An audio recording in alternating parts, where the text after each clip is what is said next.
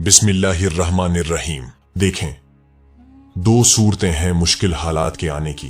पहली ये कि इंसान से बाज मर्तबा कुछ खताएं और कुछ गलतियां ऐसी हो जाती हैं कि जिसकी बुनियाद पर इस बंदे को उन गुनाहों की सजा मिलती है कि जिसको इंसान ये समझता है कि ये मेरे लिए मुश्किल हालात हैं। और दूसरी सूरत ये है कि बंदा तो बड़ा नेक है, नमाजों का पाबंद है, जिक्र वो अज़कार का भी पाबंद है और अल्लाह ताला के हुक्मों पर अमल करने की मुकम्मल कोशिश करता है, लेकिन उस पर मुश्किल हालात बने हुए हैं। तो ये सजा नहीं है बल्कि अल्लाह की तरफ से एक आजमाइश और इम्तिहान है। और जब बंदा अल्लाह ताला की आजमाइश में आता है और आजमाइश में आने के बाद जब बंदा अल्लाह की जात पर और अल्लाह की कुदरत पर और अल्लाह की तरफ से मिलने वाले इनामात पर यकीन रखता है, तो यकीनन अल्लाह ताला उसे अनकरीब एक बहुत बड़ी नेमत से नवाजेगा। कुरान करीम में अल्लाह ताला ने इरशाद फरमाया है, मुश्किल के साथ आसानी है, तो यकीन रखना उसकी कही हुई बात में हिकमत होती है, लेकिन हम नहीं समझते। वकान अल्लाहु अलीमन हकीमा, और अल्लाह ताला सब कुछ जानने वाला, बड़ी हिकमत वाला है। और कभी तो ऐसा होता है कि इंसानी जिंदगी में एक मर्तबा इतने खतरनाक हालात आते हैं कि इस चीज का कभी उसने अंदाजा नहीं किया होता और कभी इसने ऐसे हालात का सोचा भी नहीं होता, लेकिन उस पर ऐसे हालात आते हैं ताकि अल्लाह ताला अपने बंदों के ईमान को टटोले और उनके ईमान को देखे। क्या ये मेरी आजमाइश पर मुकम्मल तौर पर सब्र करता है या सब्र नहीं करता, या मुकम्मल तौर पर इसका मेरे ऊपर ईमान है या नहीं। क्या ये बंदा कि जिसको मैंने आजमाइश में मुब्तला किया है, जिसको मैंने हालात में घेर लिया है, तो क्या ये मुझसे मांगता है या नहीं मांगता, मुश्किल हालात के दूर होने के लिए मुझसे दुआएं करता है या नहीं करता। तो अल्लाह ताला ये सारी चीजों में, मुसीबतों में, आजमाइश में, मुश्किल हालात में डालकर बंदे को आजमाता है। इस मौके पर हमें क्या करना है? पहले तो ये समझना है कि मोमिन मुश्किल में बिखरता नहीं निखरता है, और इस मौके पर सबसे पहली चीज है सब्र।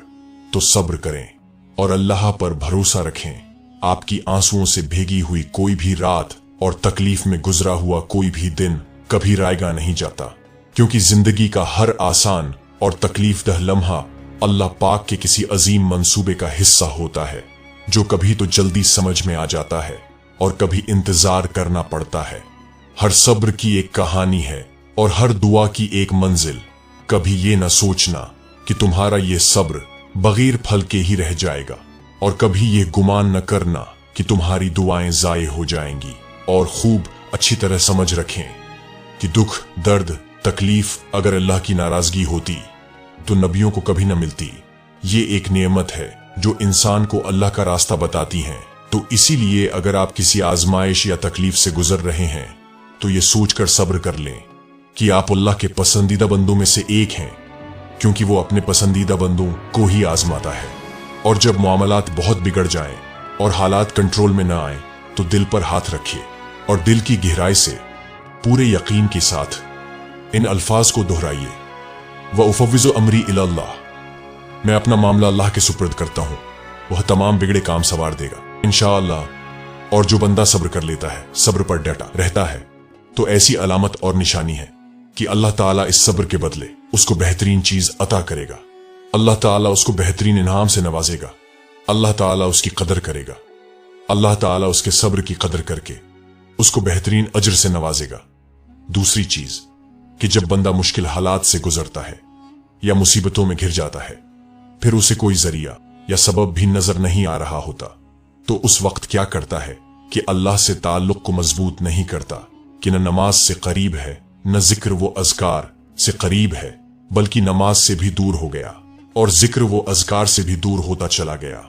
और फिर उसके दिमाग में ये बात आती है कि जब मैं इन हालात से निमट जाऊंगा और जब ये मुश्किल तरीन वक्त मुझसे गुजर जाएगा और मैं अपनी कोशिशों से, अपनी मेहनत से, अपने दिमाग से ये सारी चीजें और सारे हालात को बदल दूंगा, तो फिर मैं अल्लाह की तरफ आ जाऊंगा, फिर मैं नमाजें पढ़ूंगा, फिर मैं जिक्र व अज़कार में लग जाऊंगा और तस्बीहात लेकर के बैठ जाऊंगा। मेरे अजीजों, ये हमारी सोच बिल्कुल गलत है।